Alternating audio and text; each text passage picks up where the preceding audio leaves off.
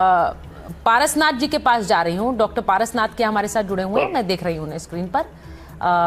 Doctor Parasnath, आपको क्या लग रहा है, ये जो पूरी तस्वीर सामने आई है इसके बाद आपको क्या लग रहा है कि ये साजिश का एंगल महाराष्ट्र में अजीत पवार क्योंकि साथ आने वाले थे शरद पवार के, इसीलिए कोई साजिश हो सकती है?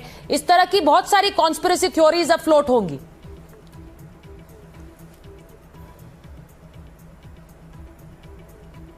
आवाज नहीं आ रही है।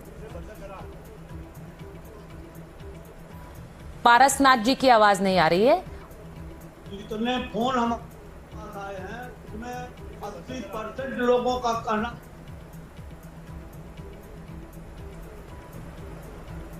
पारसनाथ जी सफेद शर्ट में बैठे हैं, वो पारसनाथ जी हैं। ये सरासर साजिश के तहत हुआ है, क्योंकि सुनिए, अंगुली मत दिखाइए, अंगुली मत दिखाइए।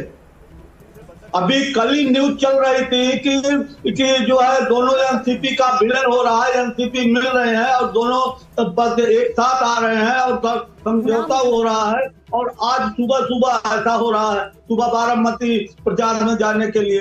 कैसा हो सकता है? ऐसा हो सकता है क्या? किसी को भी ताज्जुब लगता है।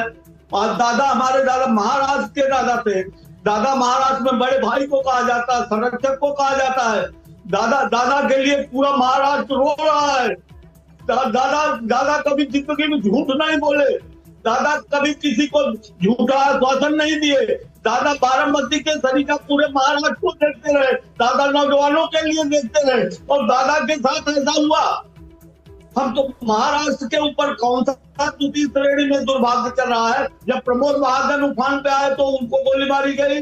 जब गोपीनाथ मुंडे का एक्सीडेंट हुआ, आर पाटिल नहीं रहे, और दादा के ऊपर ऐसा हो रहा है, विलासराव देशमुख हो गए। तो दादा का जो है ना, दादा सेल्फ मेड थे। दादा बड़े साहब के साथ में लोगों के बीच में रहने वाले लोग थे। तो आदमी सुबह 6 बजे उठ जाता था, 6:30 बजे पार्टी ऑफिस चला जाता था कार्यकर्ताओं के लिए। दादा ने न तो कभी अपने शरीर का ख्याल किया, न अपने उसका ख्याल किया।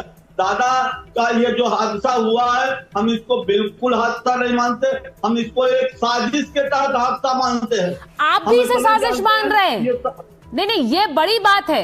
अगर आप इसे साजिश मान रहे हैं, उनकी अपनी पार्टी के लोग अगर इसे साजिश कह रहे हैं, तो फिर तो ये बड़ी बात है। जी हाँ। दादा सबसे ज्यादा भाई अजीत दादा पे था, सबसे ज्यादा कमेंट अजीत दादा के ऊपर होता था, लेकिन दादा ने कभी किसी का कमेंट नहीं किया। दादा अपना केवल काम करते रहे।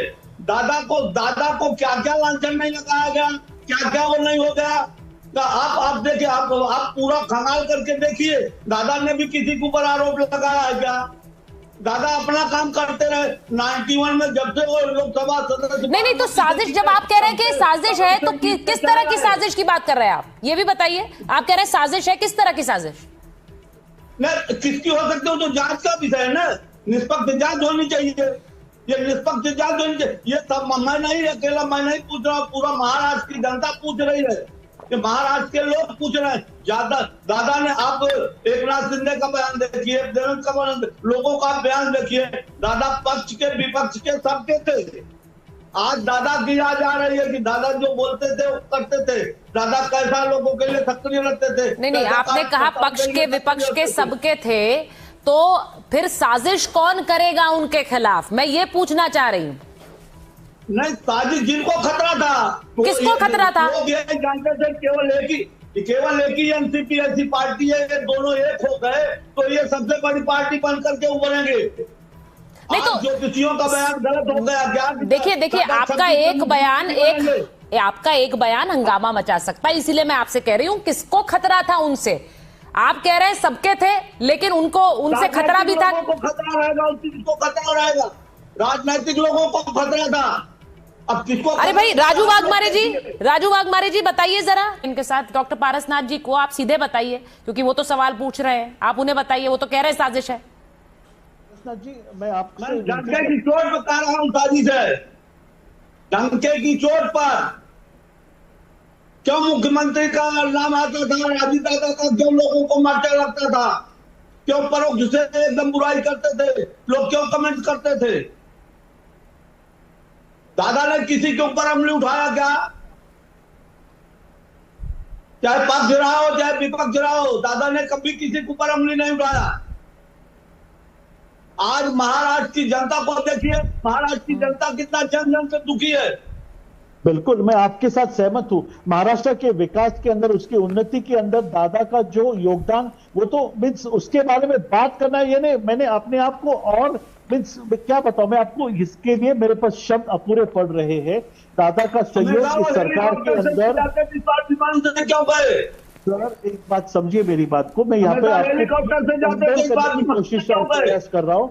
पारसनाथ जी, ये पार्टी का स्टैंड नहीं है, आप प्लीज कोई बातों को यहाँ पे उड़ान मत दीजिए। पार्टी का यहाँ पे विपक्ष के लोग, मैं संस्थापक सदस्य रहा हूं, मैं सत्ता के पीछे नहीं भागता। भाई देखिए, वो बड़ी बात कह रहे हैं, वो कह रहे हैं मैं संस्थापक सदस्य हूं पार्टी का। ये पार्टी की आधिकारिक लाइन है कि उनके पार्टी के नेताओं को बचना चाहिए। पारसनाथ जी पढ़ता है वही जानता है।